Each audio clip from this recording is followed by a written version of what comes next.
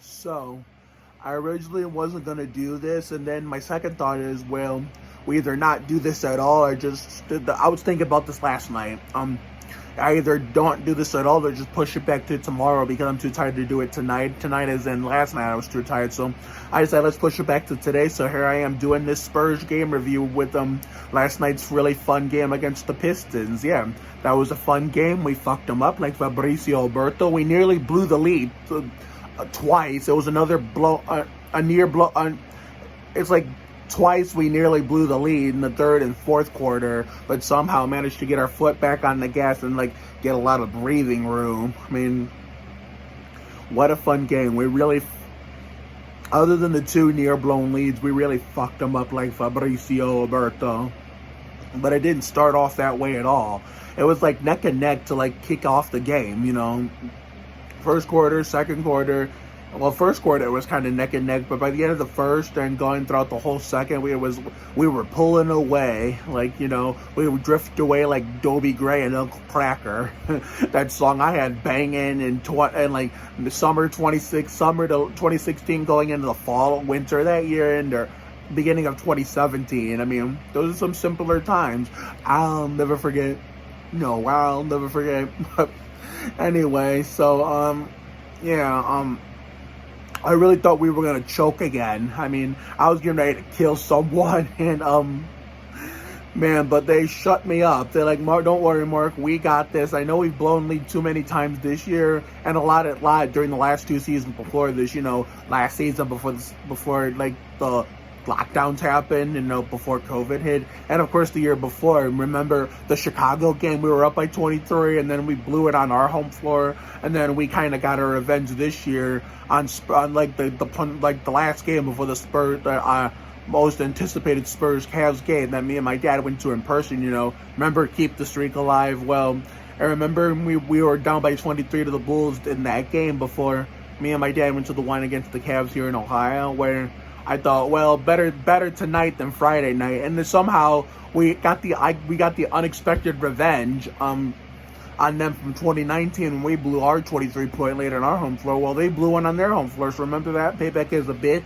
Well, I thought we were going to see a history of that, history repeat itself, and we blew a 16-point lead, but we saved it like Brian Vickers and held on for the win.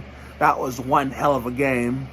I mean, that would have been perfect without Rudy Gay's garbage bitch ass. But again, he semi-shut me up. There were some bad shots and some bad plays. Some bad shots he took and some bad plays he made. But he still did pretty good. I mean, this is what frustrates me about him. It makes me want to slam him a lot. He's very inconsistent. When he played in Memphis all those years prior to the Achilles injury, whenever he played good, he made it like a consistent thing. He was always good 24/7, shooting the lights out and rocking it like Rob Riggle. He was always doing so good.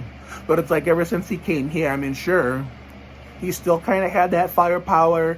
The first year he was here, when Kawhi sat out that whole year and pulled all that bullshit, when we first got Rudy Gay, he was consistent and he was mildly consistent. But then it started to die down, and sure, I mean, the next year he hit that game winner against the Suns that we almost gave away.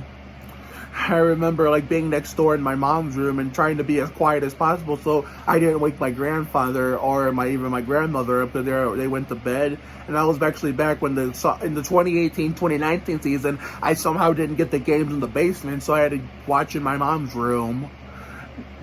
And you thought, like me, watching all my regular shows in my mom's room was bad enough. Well, what was the only thing worse than that was having to be stuck in my mom's room watching the games. And I mean, in the 2019-20 season, before pre-COVID, was almost turned out to be that way. But somehow my mom came to the rescue, managed to get the games downstairs. And I can't remember what game was I watching up here at first that I started in next door in my mom's room, and somehow she managed in the middle of the game to get the games downstairs, and I posted on Instagram, no more watching in her room, and that post on Instagram blew up. I can't remember what game that was. I don't remember if the Spurs won or lost that game, but it was a miracle Now we just need the DVR to get transferred into my TV in my office here in the basement. That way I can finally watch my regular shows in my own area with my own DVR without having to worry about watching up here in my mom's room. I mean, pretty soon, well, over the summer, I'm going to catch up on all the 2020, 2021 seasonal shows, like the episodes I missed because of the DVR transition. There are some shows I can still watch without it, but, some I have to watch with, so I can pause it and get all the names of the guest stars in some of the ABC and CBS shows. But, we're going to circle back to this conversation another day. Maybe this summer, who knows. But, fun game. Kelton had that dagger dunk. Had me jumping out of my seat. I was going crazy. Let me see. What else are the highlights we had? Unfortunately, we didn't get to see Gorgie Dang play. But hopefully if we blow out the Pelicans, which I doubt we will, but you never know, tomorrow, maybe we will. I remember the last time he played, he got ejected with 15, 20 seconds left in the Phoenix game that I wasn't here for. Didn't he play against Indiana when Patty and Rudy were trying to beat the shit out of bitch-ass Jakar Sampson? That I don't know.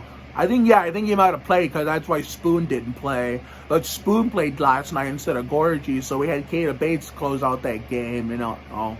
Living La Vida Lucas started. Sure, he didn't score all that much, but he's a freak of nature like Ricky Martin on defense.